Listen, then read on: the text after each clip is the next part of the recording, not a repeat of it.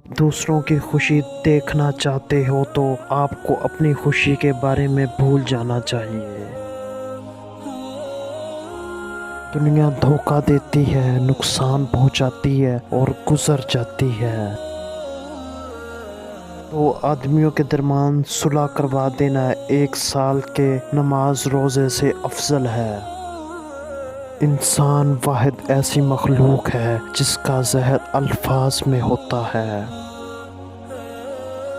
3 انسان 3 چیزوں سے محروم رہیں گے: غصے والا صحیح فیصلے سے، جھوٹا عزت سے، جلد باز کامیابی سے۔ معمولی نقصانات اگر بڑے فائدے لاتا ہے۔ سستی آپ کے جسم کو اس طرح نقصان پہنچاتی ہے جس طرح پانی بغیر حرکت کیے خراب ہوتا ہے۔ اولاد کی موت دلوں کو جلا دیتی ہے۔ صلح عیبوں کو ڈھانپنے کا ذریعہ ہے۔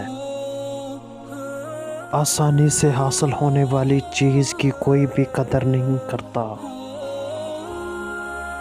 مومن کے لیے ہر وہ دن عید ہے جس دن وہ کوئی گناہ نہ کرے۔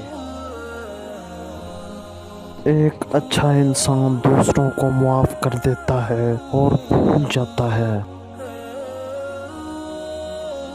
جن گھروں میں عورتیں خاموش اور مرد فیصلے کرتے ہیں ان گھروں میں برکتیں راج کرتی ہیں۔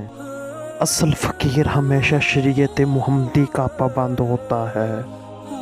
اگر کوئی اپنا ہمیں بھول جائے تو کیا کیا جائے؟